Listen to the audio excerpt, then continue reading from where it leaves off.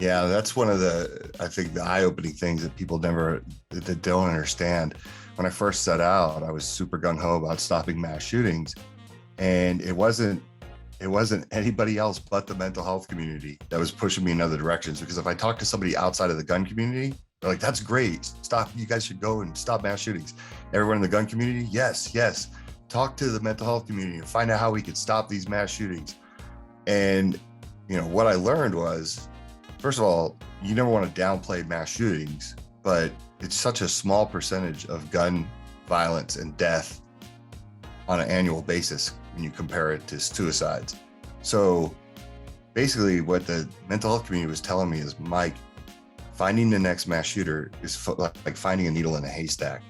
There's no such thing as Minority Report. You can't see into the future, right? So to give the listeners an example, you could take 10 people with bipolar disorder, hand them a firearm, and they'll go their whole life without ever doing anything violent to anyone else or themselves.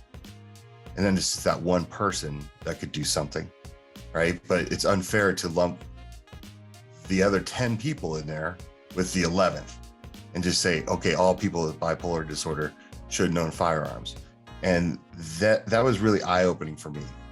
It made me understand that there's a lot deeper. And if they don't have the answers, then we got to look for ways to get people the help they need when they're in crisis without fear of consequences.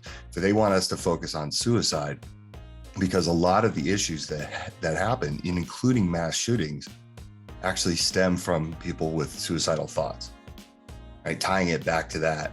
So if we can get that number down, that's a good starting point and a great place to work.